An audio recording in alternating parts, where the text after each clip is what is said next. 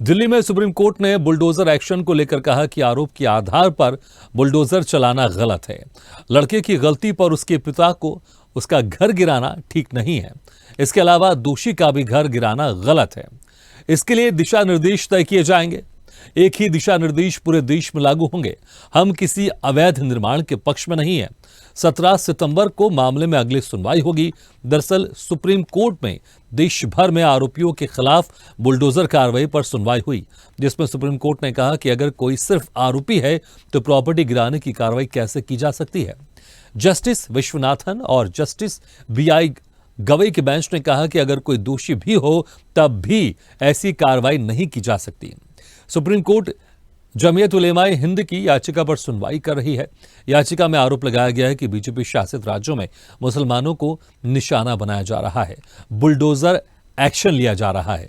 इस खबर पर और ज्यादा जानकारी के लिए सीधे रुख करते हैं दिल्ली का और बात करते हैं हमारे संवाददाता इरफान खान से। इरफान, जिस तरह से बुलडोजर एक्शन हम देख रहे हैं कि राज्यों में देखने को मिल रहा है, खासकर उत्तर प्रदेश में, मध्य प्रदेश में देखने को मिल रहा है। अभी हाल ही में मध्य प्रदेश में एक आरोपी था जहां पर पुलिस स्टेशन पर हमले के आरोपी का एक बड़ा बंगला गिरा दिया गया। उसके बाद से ये और सुर्खियों में आया। इसको लेकर ओवैसी ने भी कई आरोप लगाए।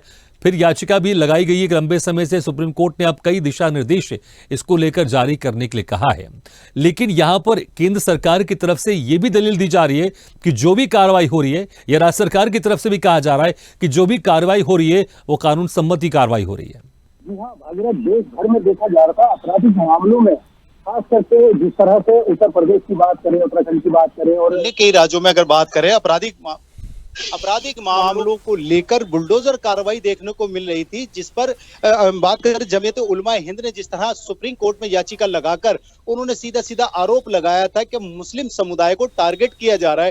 खास करके बात करें तो उत्तर प्रदेश में कई ऐसे मामले सामने आए हैं जिसमें आरोपियों के घरों को बुलडोजर से गिराया गया था, जिसको लेकर जमीयत उलमा हिंद ने सुप्रीम कोर्ट में याचिका डाली थी। जिस याचिका पर आज सोमवार के दिन सुप्रीम कोर्ट ने संज्ञान लेते हुए फिलहाल अभी कोई फैसला नहीं दिया है, लेकिन सुप्रीम कोर्ट ने टिप्पणी जरूर की है। सुप्रीम कोर्ट ने कहा है कि बाप के बेटे के आरोप पर पिता का जो घर है वो गिराना ठीक नहीं है। फिलहाल सुप्रीम कोर्ट ने दी है किसी आपराधिक के मामले में अगर दोषी पाए गए व्यक्ति के घर को गिराना वो सही नहीं है। सुप्रीम कोर्ट ने ऐसा कहा है।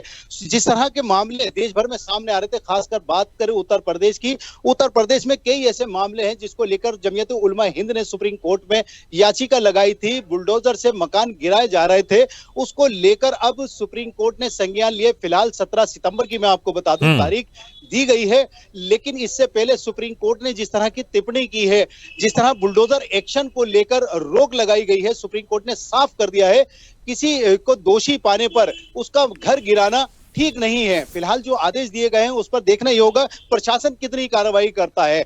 लेकिन आपको बता दूं जमीयत उलमा हिंद ने जो याचिका लगाई थी, उन्होंने सीधा सीधा टारगेट किया था कि मुसलमानों को यानी मुस्लिम समुदाय को लगातार टारगेट किया जा रहा है। कहीं ना कहीं दोषियों के नाम पर यानी आपराधिक मामलों पर दोषी जो पाए जाते हैं उनके मकानों को गिराया जा रहा है, जिससे काफी परिवार बेघर हो रहे हैं। इसको लेकर सुप्रीम कोर्ट ने आज जो संज्ञान लिया है उसमें फिलहाल मैं आपको बता दूं बुलडोजर एक्शन पे रोक लगा दिया है, लेकिन 17 सितंबर की जो तारीख दी गई है सुनवाई की जाएगी और उस पर देखना यह होगा कि सुप्रीम कोर्ट का अगले निर्णय क्या होगा।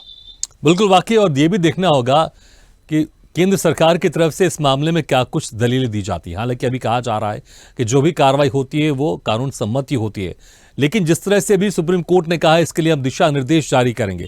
इसको लेकर राज्य सरकार या केंद्र सरकार की तरफ से भी किसी तरह की तैयारी की जा रही है कोर्ट में अपना पक्ष रखने को लेकर।